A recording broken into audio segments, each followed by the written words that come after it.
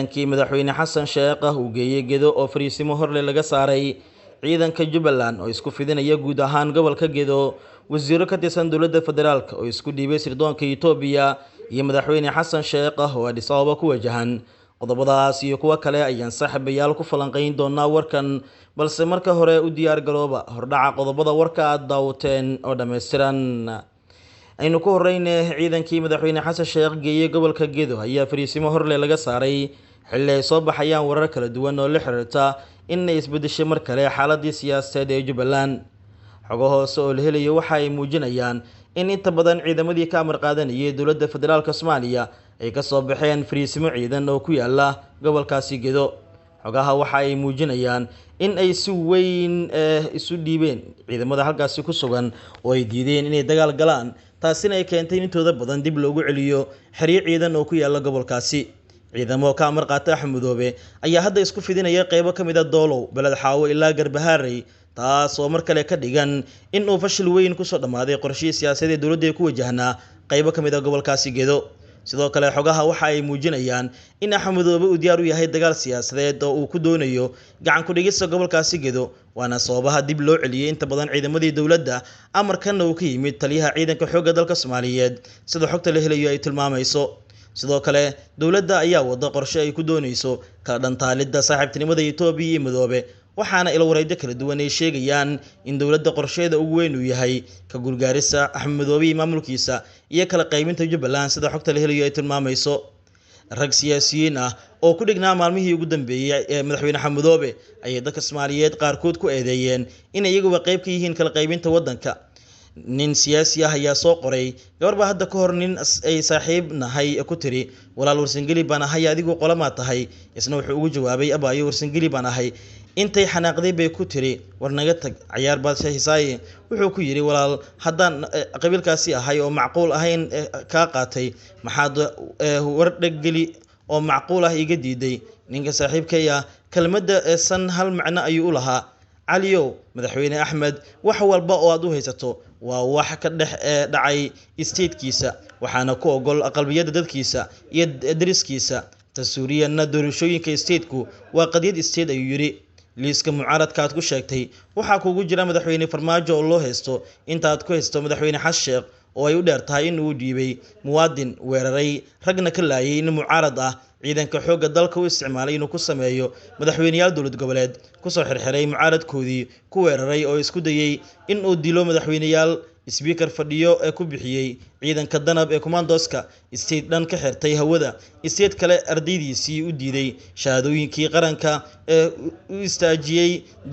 dalka dagaal ilaa iyo badbaado qaran awood ku joojisay iyo inta oo kale oo markii gaboodfal iyo ku tagrifal awoodeed isugu jira oo aanan majaamal u ahayn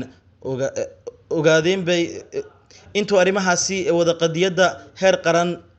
moodo qusayso su'aashu waxay tahay haddaan ninkaasi ka aqbalnay una aragnay stakeholder adiguna aad cod dheer ku qorayso taasi maya sidii aad intii kale ka adkaatay oo aadan cidna uga baahnayn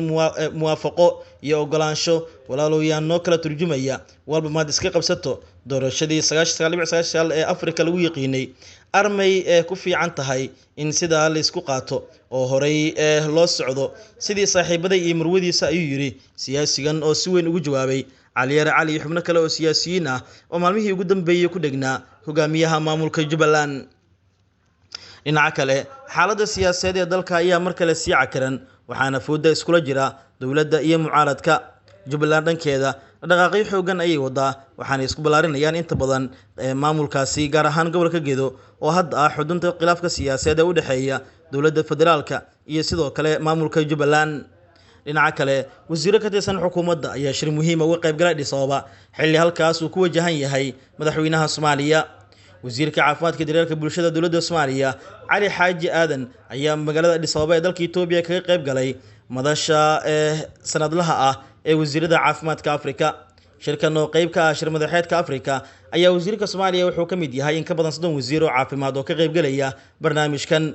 madashan mid sanadle ah ayaa waxay u ogolaanaysaa wasiirada caafimaadka dalalka Afrika inay isugu yimaadaan si ay diiradda u saaraan horumarinta caafimaadka qaaradda sanadkan ayaa waxaa xoogga la saarayaa adkeynta nidaamka caafimaadka iyadoo laga faa'iideysanayo ballanqaadyada siyaasadeed. wasiirka caafimaadka iyo daryeelka bulshada Soomaaliya ayaa muujiyay muhiimadda ay hogaaminta caafimaadka u leedahay bulshada Afrika. inta lagu guda jiray kulanka, wasiirka ayaa kulamo duceed la qaatay qaar ka mid ah wasiirada caafimaadka Afrika ee ka qayb galay madasha iyo madaxda hay'adda Afrika ee CDC oo kulankan sanadlaha ahaa qabanaysay. wasaaradda caafimaadka Soomaaliya ayaa sheegtay inay ka go'an tahay horgeynta ajandayaasha horumarinta caafimaadka Soomaaliya goobaha looga arinsanayo caafimaadka adduunka. maalmo ka hor ayaa ahayd markii wasiirka caafimaadka Soomaaliya uu Geneva uga qayb galay shirka golaha fulinta ee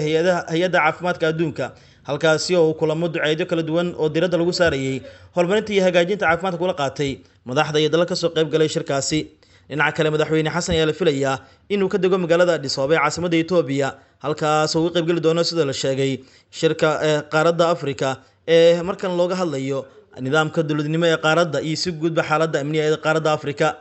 hase yeeshee, madaxweyne xasan ilaa iyo hadda kama hadlin faragelinta shisheeye ee Imaaraadka iyo si guud in Imaaraadku uu dowladdu aqoonsaday maamulka Somaliland. dowladda Imaaraadka ayaa jamhuuriyadda ugu yeertay maamulka Somaliland xilli Abu Dhabi ay sii wado xadgudubyo ay ku hayso madaxbannaanida iyo qarannimada iyo midnimada dowladnimada Soomaaliyeed. Imaaraadka oo horey madaxweynaha Somaliland Cabdi Raxmaan uga casuumay shirka dowladaha adduunka ee halkaasi ka socda ayaa la siiyay darajada madaxweyne dal, ayaa haddana maanta wakaaladda wararka ee dowladda Imaaraadka ee WAM waxay cirro ugu yeertay madaxweynaha jamhuuriyadda Somaliland.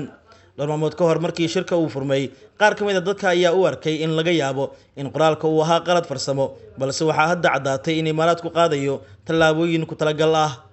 waraysi uu cirro siiyay wakaaladda wararka ee Imaaraadka oo ay baahisay wakaaladda ayaa si noqosho leh ugu sheegtay Somaliland dal madax bannaan.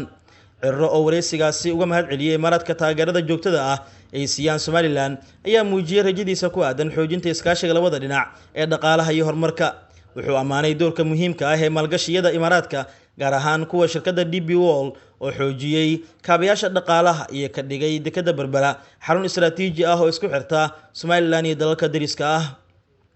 wuxuu sharaxay in maalgashiga DP World ee dekedda Berbera aanu ku koobnayn horumarinteeda oo keliya, balse uu ku fiday dhismaha aagga xorta ah ee Berbera iyo wadada ganacsiga Berbera, taasoo xoojisay xiriirka dhaqaale ee Somaliland iyo Itoobiya kana dhigtay Berbera goob soo jiidatay maalgashiga.